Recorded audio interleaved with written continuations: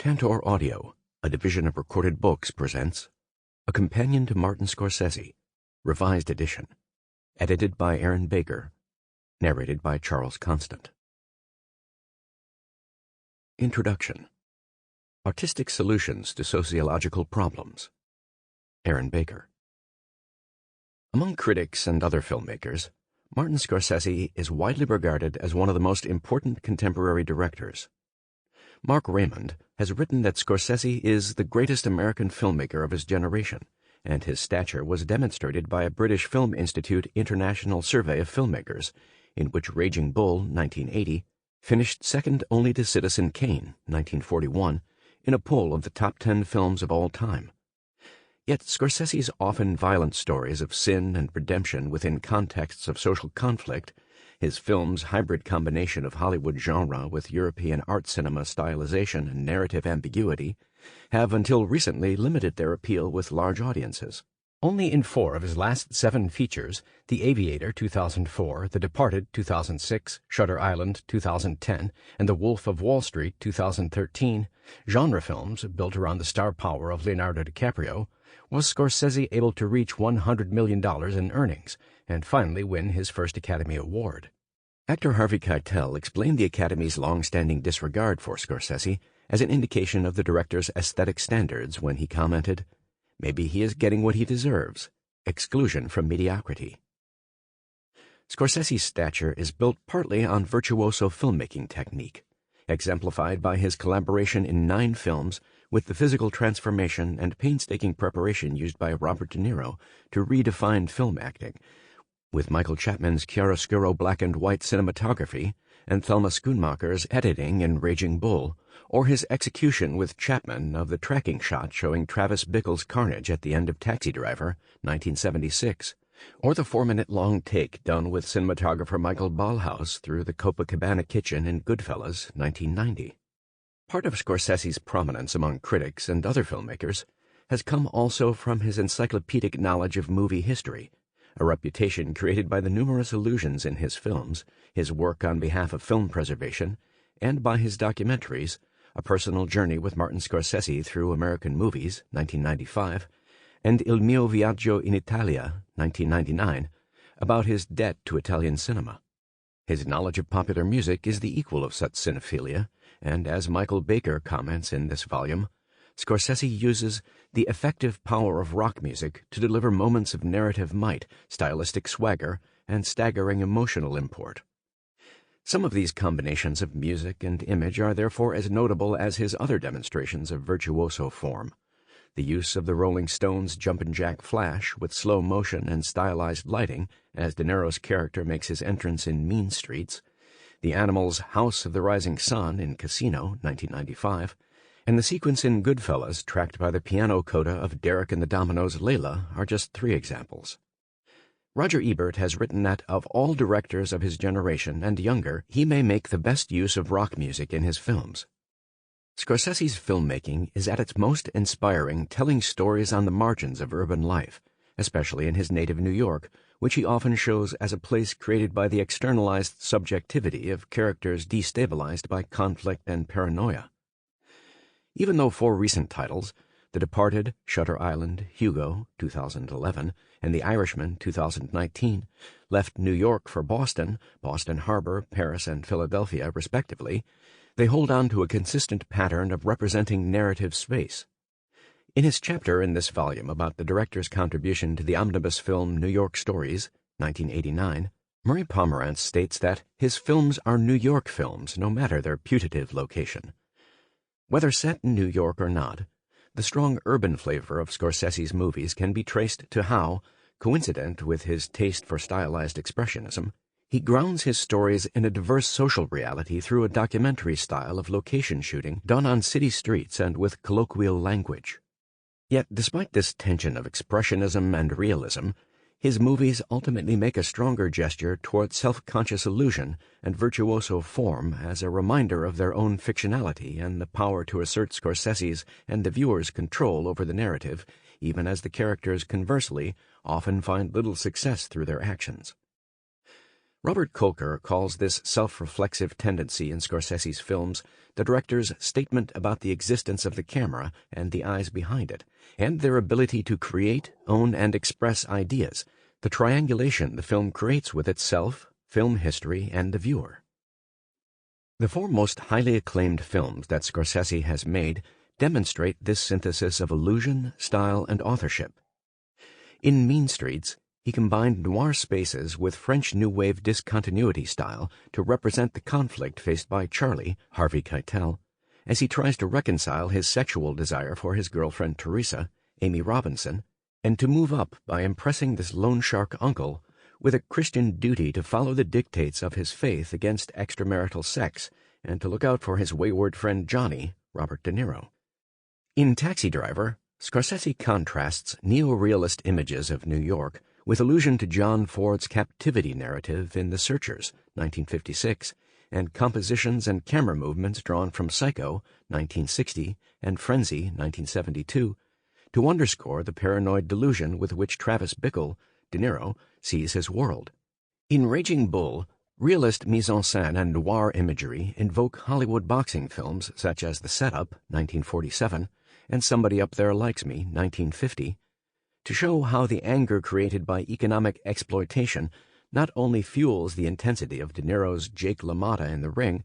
but also metastasizes outside it into sexism, racism, and homophobia. LaMotta expresses his frustration about the manipulation of his boxing career in violent jealousy about the relationships between his wife Vicky, Kathy Moriarty, and other men in a dark point-of-view shot of African-American rival Sugar Ray Robinson as a monstrous figure, and through aggressive threats to sodomize another opponent and one of the gangsters whom he sees as rivals for Vicky's affections. Goodfellas uses the crime film convention of gangsters living large to parallel wise guy greed and consumption with similar pathologies in 1980s American society as a whole.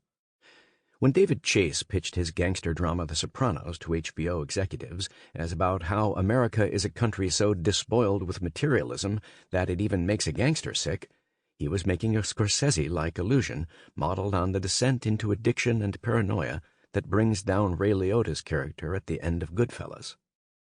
For a filmmaker of Scorsese's stature, surprisingly few books have been written on his work. One of the best is by Robert Casillo, who views Scorsese primarily in relation to his ethnicity and religious identity, describing the filmmaker as a chronicler of the epic of Italian America.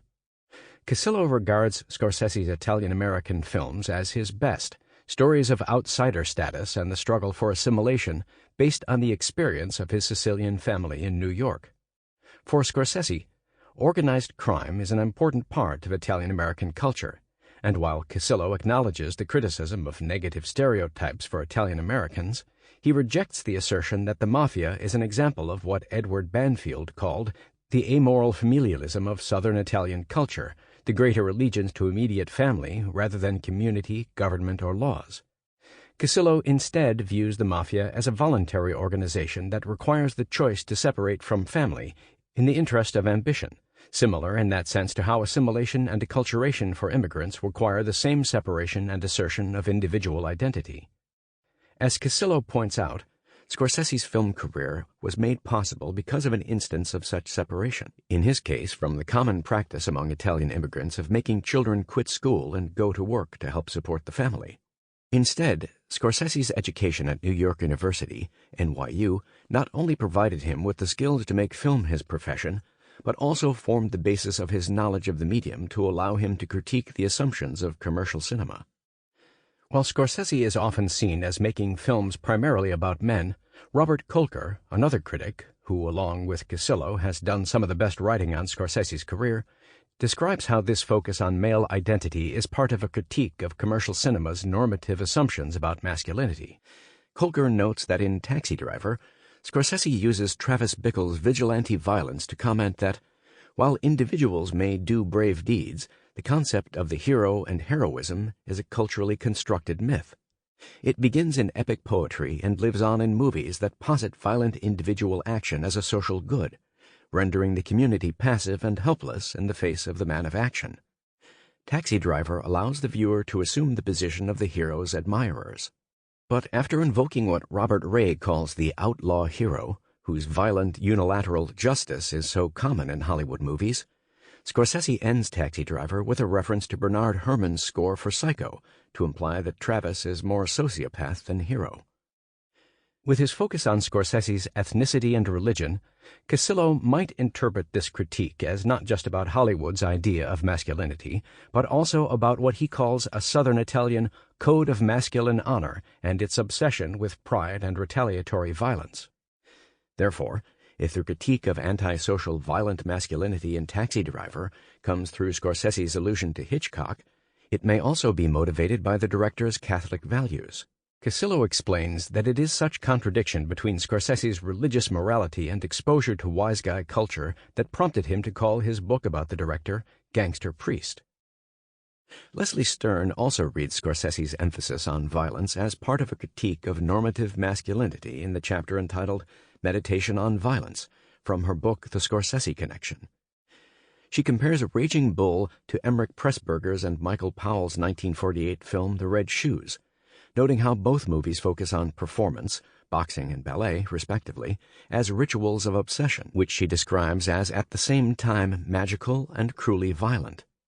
Stern goes on to interpret the ritual of boxing in Raging Bull as about defining masculinity, and she asserts that, along with other Scorsese films, Raging Bull exhibits an obsessive fascination with, as well as repulsion for, the problems and experiences of masculinity, masculine fantasies, and masculinity as a fantasy.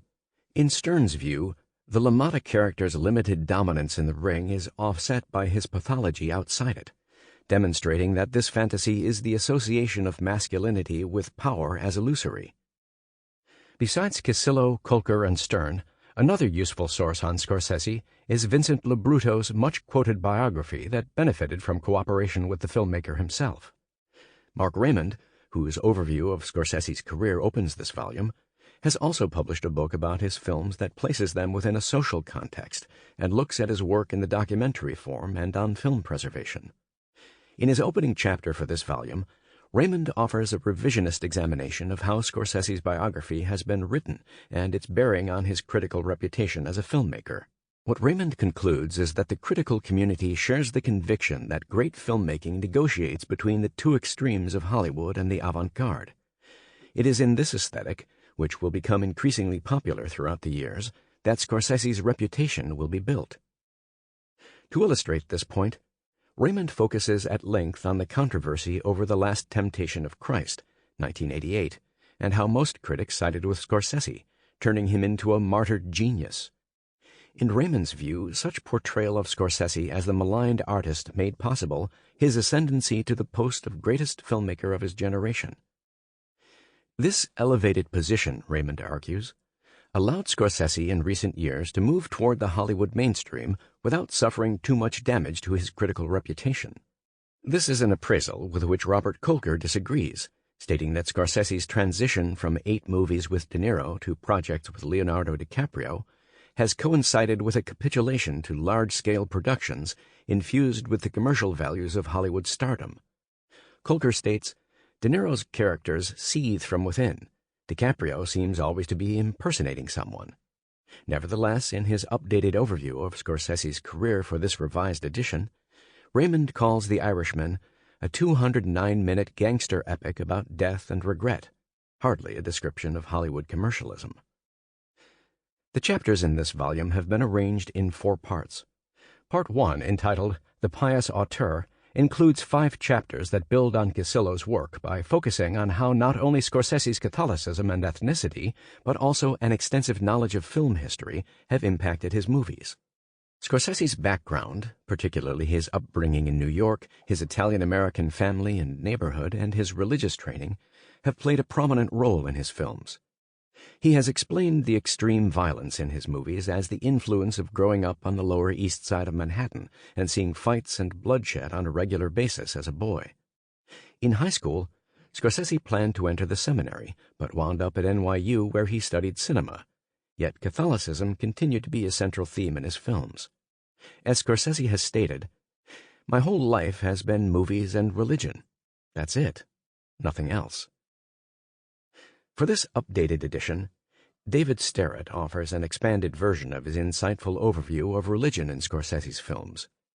He traces how not just Catholic belief, but a range of religious ideas can be found in his work, and regards this thematic emphasis as putting him at odds with the American film industry at large, which has a powerful belief in genre, formula, and non-controversial narrative as the surest routes to popularity and profit. By analyzing a range of his films, including Mean Streets, The Last Temptation of Christ, Kundun, 1997, After Hours, 1985, and Shutter Island, Sterrett shows how Scorsese has injected signs and signifiers of his distinctive religiosity into a broad array of movies in a variety of genres. Sterrett adds to this updated version of his essay an analysis of Scorsese's film Silence, 2016, about 3 Portuguese missionaries who die or are forced to renounce their Catholic faith by the persecution of the Tokugawa shogunate in 17th century Japan. Sterrett places the film within the portrayal of religion he traces through Scorsese's career, such that it resonates strongly with one of Scorsese's most persistent concerns, the ongoing struggle with problems of faith, doubt, and divine grace. Besides the role of religion in his films, Part 1 also includes 2 chapters that examine how Scorsese's ethnicity and extensive knowledge of film history intersect through the influence of neorealism and Italian cinema more generally. Giorgio Bertolini and Jacqueline Reich analyze Scorsese's representation of aggressive masculinity, what they term his penchant for unregimented, rebellious male characters, through the lens of Italian cinema. According to Bertolini and Reich, Scorsese's invocation of Italian cinema, in particular the films of Fellini, Rossellini, Pasolini, Bertolucci, and Visconti, creates a filmic pastiche that fosters an intellectually rich probing of American screen masculinity. Because film scholars have often sought to establish a line of influence from Italian cinema in general, and neorealism in particular, to Scorsese's films, Laura Roberto argues for the need to create an in-depth understanding of the latter movement to better understand that influence, and that in fact such an understanding will show in her view that it is Scorsese's efforts as an activist and advocate for film on an international scale, rather than his cinematic and televisual productions, that best link him to the tenets of neorealism. Roberto notes that critics have often seen the neorealistic influence in Scorsese's formal style, what she describes as stylistic characteristics that lend Scorsese's films a documentary-like feel, his use of true-to-life characters, on-location shooting, and his favoring of a handheld camera. Stories that the filmmaker has himself told of watching Italian films on television with his neighbors and family as a boy in New York have also contributed to the idea of their influence on his work. But, in fact, Roberto argues that it has been Scorsese's restoration work through the non-profit organization he founded, the World Cinema Foundation, WCF, that has been most significant in demonstrating the influence of neorealism on him by helping to support a cinematic alternative to Hollywood cultural hegemony. She states, "The mission and goals of the WCF are in line with much of neorealism at its most theoretical, using cinema to give voice to peoples and stories that usually remain unseen and unheard within a dominant culture. Alternative cinematic narratives, ones which promote subaltern cultural trends, not dominant consumerist ones." In Part 1, Robert Kolker also interprets Scorsese's 2 film history documentaries, A Personal Journey with Martin Scorsese Through American Movies and My Voyage to Italy, as demonstrating how the films he makes are a product of those films that have nurtured his imagination. Kolker observes that My Voyage to Italy is organized in chronological order, looking at Italian cinema from the post-war neorealists to Fellini's 8½, 1963. The documentary offers a history of an evolving Italian cinema after World War II that quickly became international and enormously influential on American film and Scorsese's work in particular. By contrast, A Personal Journey offers more of a practitioner's rather than a critic's view of American film, and the categories that Scorsese sets up in that film reflect the director's dilemmas rather than the critic's assessments. For Kolker, A Personal Journey is therefore fundamentally about how to manage the constant tug-of-war between personal expression and commercial imperatives. Based on his chapter in this volume grounding the director's career in his historical knowledge of cinema, it's not surprising that Kolker has elsewhere described Scorsese as interested more in the medium than the politics that drive it. As true as this may be, nonetheless, the chapters in Part 2 of this volume look at how the identities of social groups, their definition, and the conflicts between them are prominent themes in Scorsese's films. As Matt Lohr states in his chapter, Italian-American culture, while prominent in Scorsese's films, is balanced by a range of other identities, in particular that of Irish Americans. Lohr writes that in Scorsese's movies we see upper-crust WASPs, The Age of Innocence, American Southerners, Cape Fear, Jews both American, Casino, and ancient Middle Eastern, The Last Temptation of Christ, even Tibetan Buddhists, Kundun. But aside from his own ethnic group, Scorsese's cinema has examined no subculture more closely than that of the Irish American, and what he has depicted both differs from and resembles the Italian-American experience in telling and surprising ways. Gangs of New York and The Departed are the central focus of Lohr's analysis. He states that these two films show the struggles of the earliest Irish to set foot on American shores, detailed their efforts to assimilate into the mainstream through methods legal, criminal, and prejudicial, and compared and contrasted their pragmatic ground-level Catholicism with the more spiritually inclined style practiced by Italian Americans. In his analysis of two more Scorsese films, New York, New York, 1977, and Casino, Lohr demonstrates that their portrayal of Irish-American men and women both reinforce and subvert stereotypes of maternal nurturing and male irresponsibility and alcoholism. Lohr calls these representations of Irish identity in Scorsese's films a valuable contribution to American cinematic ethnography. While Lohr juxtaposes Scorsese's representation of the Irish to his Italian-American films, Robert Casillo, in his chapter in Part 2, parallels those movies from the latter group about the Mafia with the period film set in 19th century New York, The Age of Innocence. For Casillo, the high society New York families in The Age of Innocence and the Mafia families in such films as Mean Streets, Raging Bull, and Goodfellas are both patriarchal and hierarchical in their organization, adhere to multiple codes and taboos which ensure, first, the unity, coherence, and harmony of the group, its difference from the outer world.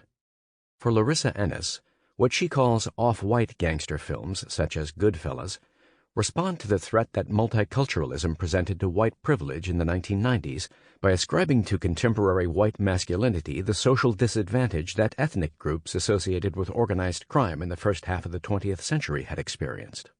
Gangster films of the 1990s displace contemporary anxieties about diminishing cultural hegemony and de-centered white masculinity into a past when wise guys are recent immigrants and they inhabit a world of social inequality. By imagining white men as victims of America's history, off-white gangster films expiate the guilt attached to race-based privilege and dramatize a fantasy of shared trauma that resonates with the contemporary psychic wounds that whites feel as a result of their identification as the agents of a historical record of oppression and injustice.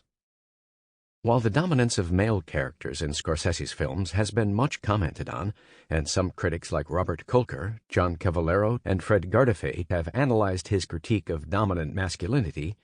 in my chapter about two movies released in 1974, Alice Doesn't Live Here Anymore and Italian American,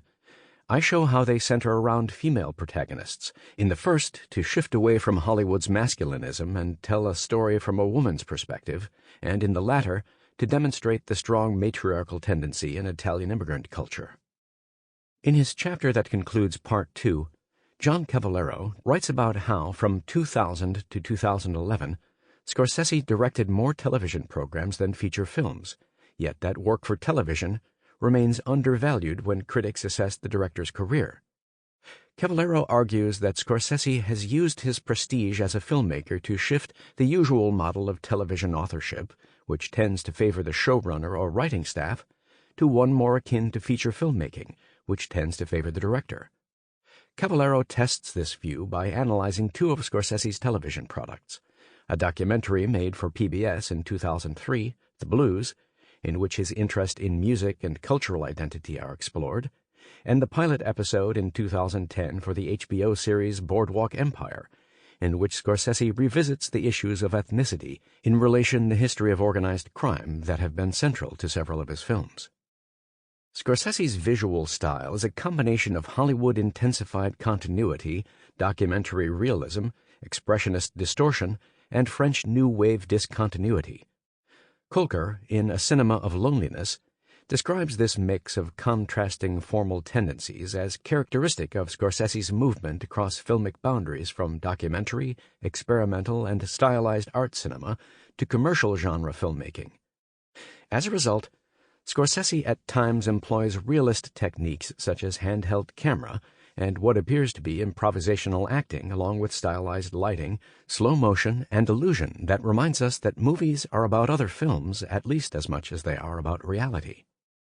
But despite such diversity, Kolker regards Scorsese's films as fundamentally melodramatic, using narrative, music, and mise-en-scène to express strong emotions. The worlds he portrays are rarely comfortable or set in reassuring spaces, and Scorsese will often position the viewer with the point of view taken by an alienated protagonist. Slow motion in these situations then becomes what Kolker calls a signifier of distorted perception. This complex mix of forms and genres in Scorsese's films is engaged by the analysis in many of the chapters in this volume, but in Part 3, Murray Pomerantz and Brendan Credell focus in particular on Scorsese's portrayal of urban space. Credell traces how his representation of the city relies heavily upon the territoriality of urban space, divided and bounded, negotiated, contested, and occasionally transgressed. Credell shows how much of the dramatic tension in Scorsese's narratives derives from the challenges to the settled spatial order of cities that these acts of transgression represent, and that the constraints on movement such transgressions violate are predicated in large part in Scorsese's films on the notion that city space is raced, gendered, classed, and divided by culture. Characterizing Scorsese as fundamentally a New York filmmaker, Pomerantz links that spatial identity to the filmmaker's conception of the creative process. Nick Nolte's Lionel Dobie character in the Life Lessons segment of New York Stories is an abstract expressionist painter who is a product of the downtown art scene of the 1980s, both in his style of painting and as a star of the Soho galleries. As for Scorsese the filmmaker, creative integrity, self-expression, and form are essential to Lionel, but he also has to navigate the business of art if only to be able to continue working. Scorsese's creative relationship with Robert De Niro has been a central component of his film career, and Colin Tate looks at their collaboration in a new light, cast by information drawn from the personal papers that the actor donated to the Harry Ransom Humanities Research Center at the University of Texas. Tate finds that De Niro's role in the films he made with Scorsese has been undervalued, and that his contributions on films such as Mean Streets and Taxi Driver blur the lines between acting, screenwriting, and directing, prompting us to rethink ideas of authorship. 3 chapters in Part 3 examine music as a central component of Scorsese's aesthetic. In his chapter, Michael Baker points out how popular music is a major feature of Martin Scorsese's work. Besides his use of it to deliver moments of narrative might, stylistic swagger, and staggering emotional import, he has also contributed to the emergence and evolution of the rockumentary genre. The term rockumentary is a portmanteau word that Baker defines as documentary films about rock music and related idioms, and usually feature some combination of performance footage, interviews, and undirected material. Baker writes that the rockumentary genre developed in the 1960s as popular music became central to Western youth culture, but gained notoriety with the blockbuster Woodstock, 1970, a film that made the top 10 in box office that year, and on which Scorsese worked, designing the split-screen compositions that showed the symbiotic relationship between the performers and their audience. Giuliano Muscio analyzes Scorsese's use of music in 3 of his mafia movies, Mean Streets, Goodfellas, and Casino, with the assumption that it can become an autonomous stylistic component, utilizing the director's musical taste as an audio signature, as identifiable as the filmmaker's visual expressivity. Muscio chooses these 3 movies because she interprets the inclusion of both American popular music and also songs typical of the Italian immigrant culture, such as sceneggiata, drama with songs, and macchietta, comic songs, as communicating his cultural identity as an Italian-American. Like Muscio, Anthony Cavaluzzi analyzes Scorsese's compilation of American and Italian music, here on the soundtracks of Who's That Knocking at My Door, 1968, and Mean Streets. He shows that both films focus on a small, closely knit group of young Italian-American men in New York City, and uses high-energy popular music, the music of the streets, heard on jukeboxes and car radios, to define and comment on their violent, male-centered universe. Cavaluzzi also describes how, in Mean Streets, Scorsese contrasts that popular music of the young men with the tradition. Sample complete. Ready to continue?